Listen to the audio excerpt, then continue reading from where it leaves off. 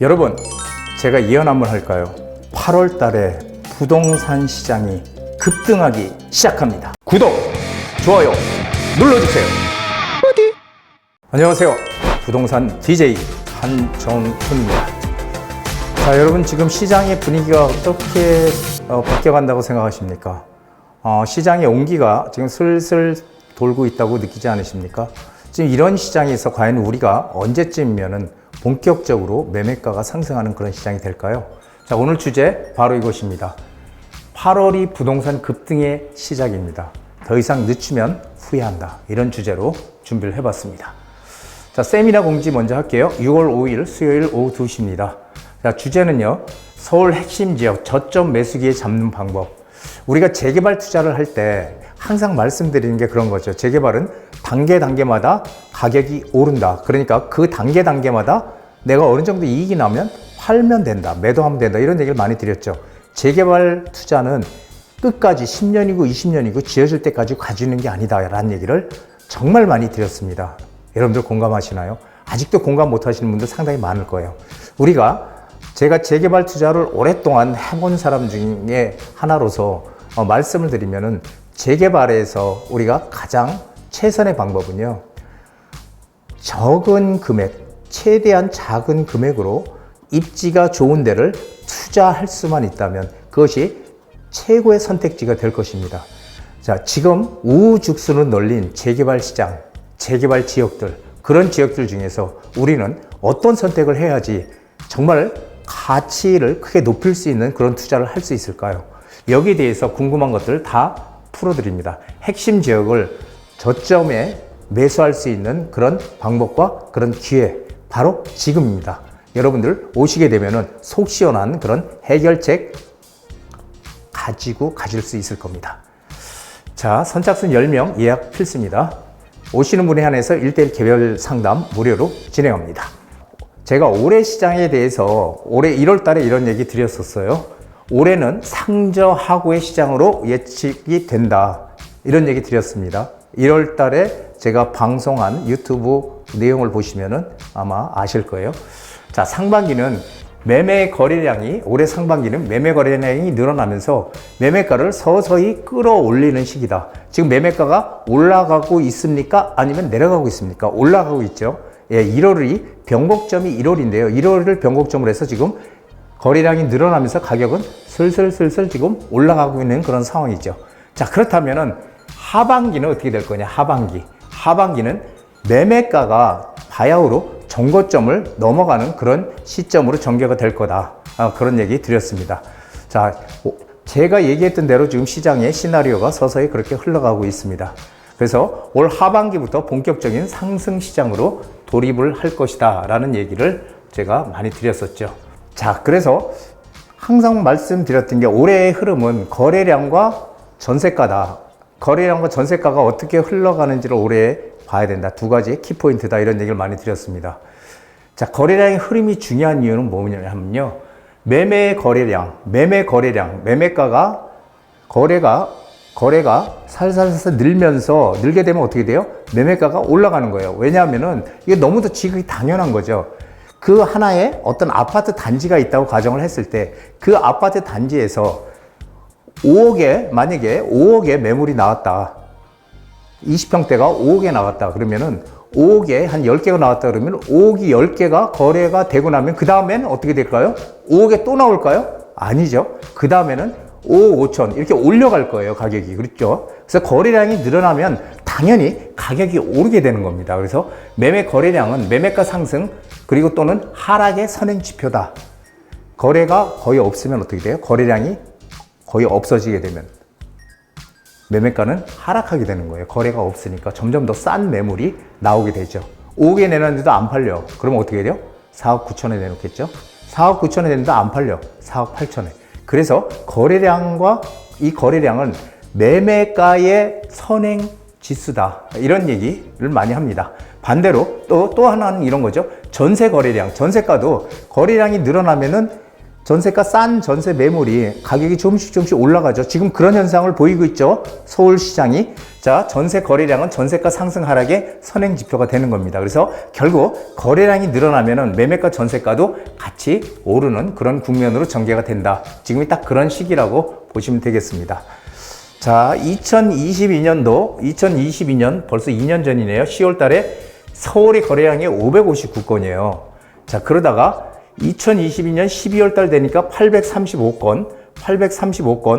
근데 2023년 1월 달이 되니까 1000건이 넘어가요. 2023년 1월 달. 제가 2023년 1월이 시장에 변곡점이 생겼다 이런 얘기를 2023년도 1월 달에 드렸습니다. 1월 달 변곡점이 생겼다. 그래서 거래량이 계속 늘어나게 되면은 매매가도 계속 올라가게 되니까 투자의 지금 타이밍이다 이런 얘기를 1월 달부터 드렸는데, 자, 2457 2월 달, 2983 계속 오르죠. 거래량이 늘어나죠. 그래서 매매가가 올랐습니다. 계속.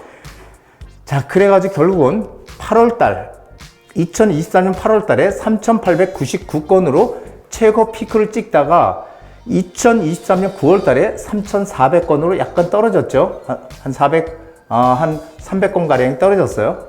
그러더니 여기서부터 추락을 해요. 본격적으로 10월 달부터 3,400건에서 2,337, 11월 달 되니까 1,843, 다시 이렇게 하락 곡선을 그리죠.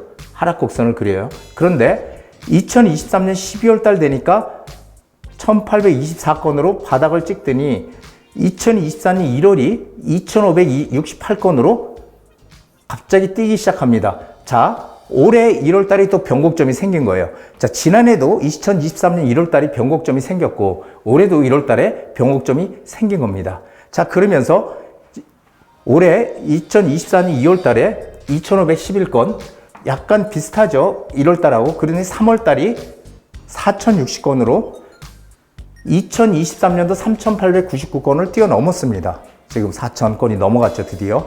그리고 지금 4월 거래량은 5월 말이 되면 이제 나오는데, 역시 4월 거래량도 4,000건이 지금 넘어갈 것 같아요. 그래서 올해 시장이 이 거래량을 봐도 아시다시피 상저하고의 시장으로 전개가 될 것은 뭐 기정사실이다 이렇게 보시면 되겠습니다. 자, 전세가도 지금 계속 상승을 지속하고 있습니다. 전세가가 계속 상승하니까 전세란 얘기가 여기저기서 지금 나오고 있죠. 자, 2년 전만 해도 우리 역전세 때문에 걱정 많이 했잖아요. 그런데 이제는 역전세가 아닌 전세란을 걱정해야 되는 그런 시기로 돌입했다. 이것도 제가 미리 예측해서 전세란에 대해서 얘기를 드렸습니다. 아마 동영상 보시면은 제가 미리 얘기했다는 것을 아시게 될 거예요. 자, 지난 동영상을 보시면 됩니다. 자, 서울 입주 물량이 20년 만에 최저인 1921가구, 지난해 32,795가구, 계속 거래량이 지금 떨어지고 있죠. 그런데 중요한 거는 서울에 매년 입주 물량, 공급돼야 될 입주 물량이 한 48,000가구 정도 됩니다. 48,000가구가 매년 들어와야 되는데, 거기에 지난해도 못 미쳐서 들어왔지만 올해는 턱없이 못 미치죠. 지금 1,900, 10,000가구 조금 넘으니까. 자, 그런데 문제는 내년이 더 심각해요. 내년은 오히려 10,000가구 이하로 더 떨어지게 됩니다. 그래서 서울 같은 경우는 최소한 2029년도까지는 공급 물량이 없다, 이렇게 보시면 돼요. 상당히 지금 심각합니다. 그렇기 때문에 정부에서 어떻게든지 공급 물량을 늘리기 위해서 재개발 재건축을 활성화시켜서 빠르게 진행을 함으로써 거기서 공급 물량을 어떻게든지 나오게끔 하겠다. 또 상기 신도시를 조기에 실현을 시켜서 거기서도 공급 물량을 나오게 해서 서울의 공급 부족을 대체하겠다, 이런 얘기를 하고 있지만 과연 그것이 현실적으로 가능할까요? 절대 가능하지 않습니다. 자, 거래량도 증가하죠. 전세값도 상승하죠. 이런 것들은 결국 매매가 급등으로 이어질 거다. 올 하반기부터 이런 얘기를 합니다. 그래서 수도권 지금 전세 매물이 급격히 감소하고 있는데요. 경기는 47,770건에서 37,197, 한 10,000건 정도 떨어졌죠. 서울도 39,377건에서 29,732, 또 한 10,000건 정도 빠졌고, 인천도 역시 11,231건에서 7,108가구 이렇게 떨어졌습니다. 그리고 자, 전세 계약 중 이 갱신 청구권 있죠. 계약갱신 청구권, 2년에서 2년을 더 살 수 있는 계약갱신 청구권이 2023년도에는 27개, 2024년 35%. 이게 27%였는데 35%로 이렇게 증가했다. 앞으로 더 증가할 거예요. 더. 지금 왜냐면 전세가 계속 오르니까 이제 그냥 살아야 되겠다는 생각을 하는 거죠. 서울 아파트 입주 물량은 지금 급감하고 있다. 지난해 32,795가구, 올해 1,921가구, 내년은 10,000가구 이하로 축 떨어집니다.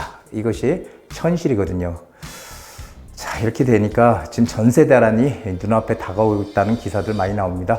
임대차 입법, 전월세 상한제, 계약갱신 청구권, 이게 2020년도 7월 달에 시작이 돼서 2년 플러스 2년 하면은 그게 종료가 되는 게 올해 7월 말이죠. 자, 그래서 7월 말이 지나면은 임대인들은 전세값을 왕창 올릴까요? 아니면은 정부에서 얘기하는 착한 임대인으로 남을까요? 여러분들은 어떤 걸 선택하시겠습니까? 저라면 어떻게 할까요? 저라면 전세값을 당연히 올리겠죠. 왜냐하면은 지금 4년 동안 거의 못 올린 거잖아요, 전세값을. 그러니까 거기에 대한 보상 심리로 훨씬 더 전세값을 높게 올릴 가능성이 큽니다. 그래서 전세가는 계속 오를 거예요, 앞으로. 계속 올라, 전세가는. 언제까지? 전세로 매매 시장이 불안하다. 그러니까 전세 시장으로 머물러 있던 수요가 전세가가 계속 오르게 되면 어떻게 돼요? 매매와 전세 갭이 이렇게 줄어들게 되니까 차라리 전세로 살지 말고 매매로 그냥 집을 사자. 이렇게 매매 수요로 전환하는 그런 시기가까지 전세가는 계속 오른다. 그래서 올해 시장도 그렇고 내년 시장도 그렇고요. 전세가, 매매가가 동반 상승하는 그런 시장으로 전개가 될 것이다. 이렇게 보시면 됩니다. 자, 재개발 빌라의 몸값이 높아지고 있습니다. 자, 신축 빌라 최초 구입 시 1월 10일 날 대책이 나온 거죠. 신축 빌라 최초 구입 시 주택세에서 제외하겠다. 그리고 취득세, 뭐 이런 재산세, 보유세 이런 것도 감면해 주겠다라고 지금 얘기를 하고 있습니다. 주택세에서 빼주겠다는 거 어마어마한 혜택이거든요. 그렇다고 해서 우리가 아무 지역에 아무렇지도 않은 그냥 아무 빌라나 막 사는 게 아니고요. 그런 게 아니고 재개발을 할 수 있는 빌라를 살 때 정말 가치가 큰 겁니다. 주택세에서 빠지기 때문에. 자, 왜 희소가치가 꺼져요? 땅값은 급등하고, 그리고 전세 사기 영향으로 인해서 빌라가 된소리를 맞았죠. 그리고 또 건축비도 급등하고. 그러니까 땅을 사서 짓기도 어렵지만 지어도 전세 사기 문제 때문에 사람들이 안 들어오려고 하니까 공급을 아예 포기를 한 거예요. 그러다 보니까 어떻게 돼요? 공급이 거의 없어요, 지금. 그래서 오히려 희소가치가 지금 엄청나게 희소가치가 지금 커지고 있다라는 겁니다. 그리고 또 하나, 조만간 국토부에 전세 대책이 나올 텐데 이 전세 보증 제도를 개편하겠다. 지금까지는 공시 가격의 126%까지 지금 전세를 놓을 수 있게끔 하죠. 그러다 보니까 전세를 이 보증 보험에 가입을 못해서 지금 이 빌라 전세에 안 들어오려 하는 분들이 많거든요. 금액이 안 되니까. 이 보증 보험에 가입을 못 하니까. 그래서 이 어느 정도 현실화 시켜주겠다라는 얘기인데요. 이 보증 제도를 개편해서. 자, 그렇게 되면 지금보다는 훨씬 더 많은 전세금을 받을 수 있는 그런, 상당히 좀 긍정적인 그런 소식을 지금 국토부에서 내주고 있습니다. 그래서 국토부에서 아직까지 내부 의견이 조율이 안 돼서 지금 조금 미루고 있는데요. 이렇게 어쨌든 지금의 공시 가격의 126% 이렇게 되면은 상당히 예전에 받았던 전세금보다 훨씬 못 받거든요. 근데 이것을 감정평가를 해서 하게 되면 공시 가격을 더 높일 수가 있어요. 그렇게 되면은 전세가를 더 높게 우리가 놓을 수 있다는 거죠. 그래서 지금 이게 또 이런 것들이 지금 우리가 이 빌라의 몸값을 높이는데 지금 하나의 역할을 할 수 있다라고 저는 보고 있습니다. 자, 재개발 빌라의 몸값이 높아진다. 이거 제가 말씀드렸지만은 2022년도 1분기, 2분기 이렇게 많이 공급이 됐어요. 이렇게. 근데 2023년도 1분기 1666, 4326에서 1666으로 쭉 떨어졌죠. 2분기 1606, 막 5200 이렇게 되는 게 1606, 이렇게 5분의 1로 막 떨어지다가 3분기, 지난해 3분기, 얘는 405가구밖에 안 돼, 405가구. 점점 지금 떨어지고 있어요. 올해 4분기도 그렇고 1분기도 그렇고 거의 지금 빌라의 공급이 안 되고 있다는 얘기입니다. 자, 지금 보면은 이 아파트 그래프도 그렇고 이 아파트 그래프도 지금 계속 뭐예요? 입주 물량이 줄어들고 있고요. 그리고 이 빌라도 역시 마찬가지로 지금 완전히 바닥이죠. 이게 지금 전체 입주 물량인데 416가구밖에 안 돼요. 이게 이렇게 지금 적습니다. 2023년 1분기에 416가구. 이렇게 지금 떨어지고 있거든요. 물론 여기 그 오피스텔도 마찬가지예요. 오피스텔도 지금 공급이 거의 없죠. 지금 입주 물량이. 이렇게 지금 상당히 어려운 지경에 처해 있다. 그러니까 정부에서 어떻게든지 좀 뭔가 대책을 내놔서 활성화시켜서 공급을 좀 빨리 좀 늘리는 그런 방법을 취하겠다. 지금 이렇게 얘기를 하고 있는 겁니다. 자, 투자에 극대화하기 위해서는 재개발에 투자해라. 이거는 제가 여태까지 부동산 시장이 30년을 있으면서 해왔기 때문에 말씀을 드리는 겁니다. 재개발은 우리에게 기회를 주는 기회의 장이다. 기회의 장입니다. 자, 왜? 그냥 끝까지 지어질 때까지 가지고 있는 것이 아니고 재개발은 단계가 있잖아요. 그런 단계마다 가격이 오른다는 거예요. 여러분 생각해 보세요. 아무것도 없던 지역에 갑자기 막 동의서를 걷는데요. 그래서 동의서가 일정 부분 거쳐. 그러면 어떻게 돼요? 가격이 올라요. 아무것도 안 하고 있는데도. 왜? 이 동의서 걷는 거 보니까 여기 재개발하려고 하는가 보네. 가격이 올라. 그리고 나서 또 어느 정도 시점이 지나서 거기가 건축 제한으로 묶여요. 그러니까 더 이상 신축이 못 들어오게끔 건축 제한을 걸어놓게 되면 그때 또 가격이 오릅니다. 구역 지정이 되면은 재개발 구역으로 완전히 이제 지정이 되면 그때 또 올라요. 이런 단계마다 오르기 때문에 그 어느 단계에서 내가 어느 정도 이익이 나면 매도를 할까? 아니면은 좀 더 가져갈까를 판단하는 게 재개발이지 끝까지 지어질 때까지 가지고 가는 거는 그건 투자가 아니고 어떤 게요? 거기에 들어가 살 사람들의 마인드다. 나는 10년이든 20년이든 지어지면 무조건 들어가 살아야 되겠다라고 생각하는 사람들의 마인드라는 거죠. 그래서 재개발은 진행 단계마다 가격이 오르기 때문에 우리가 좀 더 작은 금액으로 투자해서 이익을 낼 수 있는 것입니다. 그리고 개발지로 이미 재개발 지역으로 이미 지정된 곳들 있잖아요. 지정된 곳. 이런 곳이 나쁘다는 게 아니라 지정된 곳은 가격이 올랐을까요? 안 올랐을까요? 당연히 올랐잖아요. 가격이 오르면 투자금이 많이 들어가 비싸. 그래서 투자금이 상당히 높아요. 높은데 나는 돈이 많아서 여기 들어가도 돼. 그럼 들어가면 돼요. 하지만 우리가 좀 더 작은 금액으로 최대의 효용 가치를 높이기 위해서는 어떻게 돼요? 지정이 될 만한 곳, 아직 지정은 안 되는데 여기는 확실히 지정이 될 만한 곳이라는 정보가 있다면 거기를 들어가야지 우리가 이익을 극대화할 수 있는 거예요. 그리고 초기 단계에 들어가기 때문에 좀 더 싼 가격에 들어가서 그게 오르게 되면은 어느 정도 오른 이익을 가지고 내가 매도도 할 수 있는 그런 기회가 좀 더 많은 것이죠. 그리고 이렇게 이미 개발지로 지정된 곳은요, 우선순위가 아니에요. 우선순위. 투자금이 많이 들어가기 때문에 이거는 차순위. 우선순위에서 일단 찾아보고 그런 곳들이 있나 찾아보고 없을 때 이런데 이제 그 재개발 구역에 뭐 프리미엄을 주고 들어간다든지 하는 거죠. 이 일단 우선순위가 아닌 이 차순위를 처음부터 선택하는 것은 그것은 사실은 투자이익을 극대화하기 위한 그런 전략은 아니다라는 거죠. 자, 그래서 앞으로 지정될 곳을 찾아 들어가는 게 이익을 최대로 극대화할 수 있는 그런 전략이다. 이렇게 저는 생각을 합니다. 그리고 제가 여태까지 그렇게 해왔고요. 자, 재개발 재건축. 지금 뭐, 재개발 재건축이 하나의 우리 정책 방향이라고 얘기를 많이 하는데, 싸다고 투자하면 쪽박입니다. 지금, 여기저기 서울 시내 전역이 뭐, 모아타운으로 지정 안 된 곳이었고, 다 재개발 뭔가 한다고 지금 얘기를 하고 있지만, 그런 곳들이 무조건 다 투자하면은 다 돈이 되지 않는다는 거죠. 잘못 투자했다가는 쪽박 찰 수 있다는 거예요. 그래서 돈 될 곳은 따로 있다는 겁니다.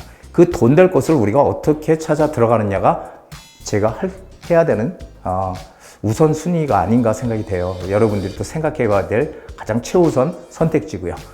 자, 그리고 신중히 생각하고 빠르게 움직여야 돼요. 항상 보면은 생각만 너무 깊게 하다가 그런 찬스를, 기회를 놓치는 분들이 대다수입니다. 항상 고민이야. 그거 저도 알거든요. 저도 처음에 투자할 때 밤에 잠을 못 잤어요. 이게 왜 그러냐면은, 야, 이걸 해야 돼, 말아야 돼. 갈등하느라고 이게 정말 돈이 될까? 이런 생각 때문에 정말 못했거든요. 저도 충분히 이해는 가지만 어떻게 해요? 생각은 정말 신중히 하되 빠르게 결정을 해서 빠르게 움직여야 돼요. 빠르게 움직여. 기회가 왔을 때 바로 잡아야지요. 우리 인생사가 다 똑같잖아요. 기회가 왔을 때 움켜잡지 못하면 그 기회는 날아가잖아요. 근데 그 날아가는 기회를 다른 사람이 잡는다는 거예요. 항상. 제가 여태까지 경험을 해보니까, 특히 재개발 투자는 그거를 살려고 했는데 그 물건이 나가게 되면 어떻게 돼요? 그 물건이 나가게 되면 더 좋은 물건이 기다리고 있나요? 그렇지 않습니다. 그 물건이 제일 좋은 물건인데 그 물건이 나가면 그 물건보다 조금 더 안 좋은 물건이 나올 수밖에 없어요. 그래도 사람들은 살 수밖에 없는 거예요. 항상 그런 원리예요, 재개발은. 그래서 가장 물건이 쌀 때 해야 된다. 그리고 내가 못 잡으면 다른 사람이 기회를 잡는다는 거, 이거 신중히 생각하고 움직일 때는 빠르게 움직이셔야 됩니다. 그리고 마지막으로 가장 중요한 긍정 마인드를 가져야 됩니다. 지금 이 부동산 시장을 놓고 뭐 폭락이 이제 눈앞에 다가왔다 이렇게 얘기하는 분들 지금 있는데, 그분들 대표적인 그 폭락론자들이죠. 집값이 떨어지는 게 그렇게 좋은가요? 폭락론자들 맞지도 않지만 그렇게 해서 사람들의 심리를 자극하려 하는 이유가 뭔지 모르겠어요. 그래서 어쨌든 그분들은 긍정 마인드가 아니고 부정적인 마인드를 갖는 거잖아요. 근데 항상 이 사회에서, 이 세상에서 성공한 분들을 가만히 보면은 거의 10명이 10명이 다, 100명이면 100명이 긍정적인 마인드를 가지고 세상을 살지, 부정적인 마인드를 가지고 성공할 사람은 저는 못 봤어요. 한 번도. 우리 유명한, 주변에 많은 그 유명한 사람들도 그렇지만은, 그래서 결국 긍정적인 마인드를 가져야 재테크뿐이 아니라 내 인생에서 성공할 수 있다. 이것을 꼭 기억하시기 바랍니다.